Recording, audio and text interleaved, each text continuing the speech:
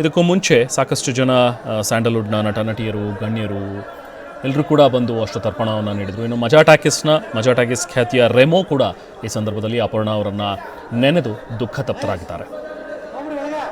ಮಜಾ ಟಾಕೀಸ್ನ ಮನೆಯಲ್ಲಿ ಕುಟುಂಬ ಸದಸ್ಯರಂತೆ ಇದ್ದವರು ಅಂತಂದರೆ ಅದು ಕೆಲವರು. ಸೊ ಇಡೀ ಘಟನಾವಳಿಗಳು ಕೂಡ ಇವತ್ತು ಪ್ರೇಕ್ಷಕರ ಕಣ್ಮುಂದೆ ಬರ್ತಾ ಇರ್ತಕ್ಕಂಥದ್ದು. ಒನ್ ಅಂಡ್ ಓನ್ಲಿ ವರಲಕ್ಷ್ಮಿ ಅಂತಂದರೆ ಅಪರ್ಣ ಅವ್ರು ನೆನಪಾಗ್ತಾ ಇದ್ರು. ಸೊ ಈ ಬಗ್ಗೆ ಮಾತಾಡಲಿಕ್ಕೆ ರೆಮೋ ಅವ್ರು ನಮ್ಮ ಜೊತೆ ಇದ್ದಾರೆ. ಮೇಡಮ್, ಸಹಜವಾಗಿ ಅಂದರೆ ಮಜಾ ಕುಟುಂಬ ಅನ್ನುವಂಥದ್ದು ಒಂದು ಎಪಿಸೋಡ್ ಅಲ್ಲ, ಒಂದು ಕಾರ್ಯಕ್ರಮ ಅಲ್ಲ, ನಿಮಗೆ ಮನೆ.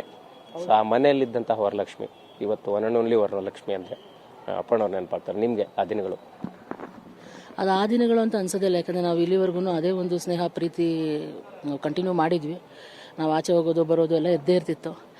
ಸದಾ ಸಿಕ್ಕಿದಾಗೆಲ್ಲ ನಗ್ನಗ್ತಾ ಕಾಲ ಕಳೀತಾ ಇದ್ವಿ. ಈಗ ನೆನಪು ಅಂತ ಹೇಳಬೇಕಷ್ಟೇ. ಅಲ್ಲಿವರೆಗೂ ನಮಗೆ ನೆನಪು ಅನ್ನೋದೇನಿದೆ, ಯಾಕಂದರೆ ಸಿಗ್ತಾ ಇದ್ವಿ, ಮಾತಾಡ್ತಾ ಇದ್ವಿ. ನೀವು ಹೇಳ್ದಂಗೆ ಒಂದು ಕುಟುಂಬದ ಸದಸ್ಯರು ನಾವು ಎಲ್ಲ ಒಂದು ಮನೆಯವ್ರ ಥರ ಇದ್ವಿ. ಈಗ ಒಬ್ಬರನ್ನ ಕಳ್ಕೊಂಡಿದ್ದೇವೆ. ಸಹಜವಾಗಿ ಅಂದರೆ ಈಗ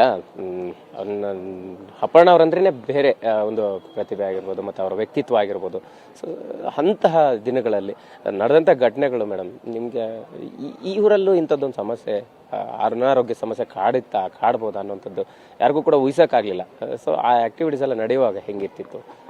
ಅಲ್ಲ ಅಂದರೆ ಈಗ ಆರೋಗ್ಯ ಯಾರಿಗೆ ಹೇಗೆ ಇಡುತ್ತೆ, ಹೇಗೆ ರಿಯಾಕ್ಟ್ ಮಾಡ್ತಾರೆ ಅನ್ನೋದು ಅವ್ರವ್ರಿಗೆ ಗೊತ್ತಿರುತ್ತೆ. ಆಮೇಲೆ ನಾವು ಒಟ್ಟಿಗೆ ಸೇರಿದಾಗ ನಾವು ಹೇಳ್ತಾರಲ್ಲ, ನಗೋದೇ ಒಂದು ಮೆಡಿಸನ್ ಅಂತ. ಹಾಗಾಗಿ ನಾವು 3 ಹೊತ್ತು ನಗ್ತಾನೆ ಇರ್ತಿದ್ವಿ, ಆ ಖುಷಿನಲ್ಲೇ ಇರ್ತಿದ್ವಿ.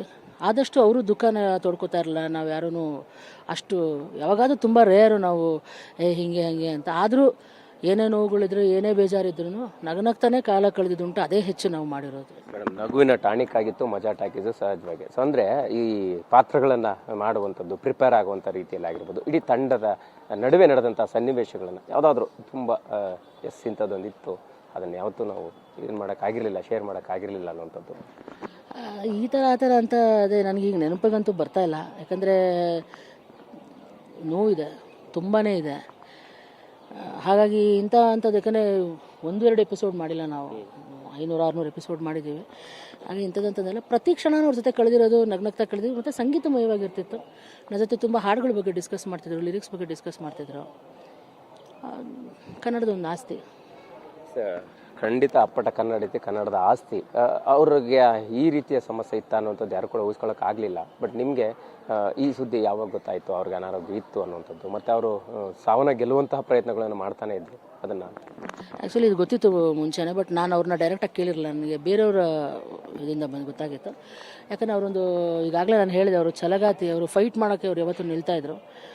ಸೊ ಅವ್ರು ಯಾವತ್ತೂ ಅವರು ಕುಗ್ತಾ ಇರಲಿಲ್ಲ ಯಾವುದಕ್ಕೂ. ಸೊ ನಾವು ಅದ್ರ ಬಗ್ಗೆ ಮಾತಾಡಿದ್ರು ಅವ್ರಿಗೆ ಇಷ್ಟ ಆಗಲ್ಲ ಅನ್ನೋದು ನನಗೆ ಗೊತ್ತಿತ್ತು. ಹಾಗಾಗಿ ನಾನು ಯಾವತ್ತೂ ಡೈರೆಕ್ಟಾಗಿ ಮಾತಾಡ್ದೋಳಲ್ಲ, ಮಾಮೂಲಾಗಿ ಫೋನ್ ಮಾಡಿ ವಿಚಾರಿಸ್ಕೊತಿದ್ದೆ, ಹೇಗಿದ್ದೀರಾ, ಆರೋಗ್ಯ ಹೇಗಿದೆ, ಈ ಥರ ಅಂತ. ಅದಾದಮೇಲೆ ಕಾರ್ಯಕ್ರಮಗಳು ಸಿಕ್ಕಿದ್ದಾರೆ ಅವರು. ಸೊ ಈಗ ಪರವಾಗಿಲ್ಲ ಅಂತ ಅಂದ್ಕೊಂಡಿದ್ದೆ, ಬಟ್ ಇಷ್ಟು ಬೇಗ ಹೋಗ್ತಾರೆ ಅಂತ ನಾನು ಊಹೆ ಮಾಡಿರಲಿಲ್ಲ. ಇತ್ತೀಚೆಗೆ ಕೊನೆಯದಾಗಿ ಯಾವ ಥರ ಭೇಟಿ ಮಾಡಿದ್ದು ಮತ್ತು ಅವರು ಇಂಥದ್ದೇನೋ ಕನಸುಗಳನ್ನ ಹಂಚ್ಕೊಂಡಿದ್ರು, ನಿಮಗೆ ನೆನಪಾಗುವಂಥದ್ದು? ಕನಸು ಅನ್ನೋದಕ್ಕಿಂತ ನಮಗೆಲ್ಲರಿಗೂ ಅಷ್ಟೇ, ನಾವು ಸೇರಬೇಕು, ಓಡಾಡಬೇಕು, ಇನ್ನೂ ಹೆಚ್ಚು ಮಟ್ಟದಲ್ಲಿ ಕೆಲಸಗಳನ್ನ ಮಾಡಬೇಕು, ಒಟ್ಟೊಟ್ಟಿಗೆ ಮಾಡಬೇಕು ಅನ್ನೋದೇ ಜಾಸ್ತಿ ಇರ್ತಾಯಿತ್ತು. ಅಷ್ಟು ಬಿಟ್ಟರೆ ಅದೇ ನಾವು ಲಾಸ್ಟ್ ಒಂದು ಕಾರ್ಯಕ್ರಮದಲ್ಲೇ ಸಿಕ್ಕಿದ್ವಿ. ಅಷ್ಟು ಬಿಟ್ಟರೆ ಫೋನಲ್ಲಿ ಮಾತಾಡ್ತಾಯಿದ್ವಿ. ಸ್ವಲ್ಪ ಬನ್ನಿ ಅಂತ ಹೇಳಿದರು, ನಾನು ಮೀಟ್ ಮಾಡ್ಬೇಕು ಬನ್ನಿ, ಬರೀ ಫೋನಲ್ಲೆಲ್ಲ ಅಂದರು. ಬರೋಕ್ಕಾಗಿರಲಿಲ್ಲ. ಅದೊಂದು ಬೇಜಾರಿದೆ, ನೋವಿದೆ. ಅವ್ರ ಆತ್ಮಕ್ಕೆ ಶಾಂತಿ ಸಿಗಲಿಲ್ಲ. Thank you. ಎಸ್, ಇದಿಷ್ಟು ಮಜಾ ಟಾಕೀಸ್ನಲ್ಲಿ ಅಪರ್ಣ ಅವ್ರ ಜೊತೆ ಸಾಕಷ್ಟು ಎಪಿಸೋಡ್ಗಳನ್ನು ಮಾಡಿದ್ದಂತಹ ರೆಮೋ ಅವರ ಮಾತಾಗಿರ್ತಕ್ಕಂಥದ್ದು. ಕ್ಯಾಮ್ರಾ ಪರ್ಸನ್ ಸುಶೀಲ್ ಕುಮಾರ್ ಜೊತೆ ಮಾಲ್ತೇಶ್ ಚೆಗ್ಗಿನ್, TV9 ಬೆಂಗಳೂರು.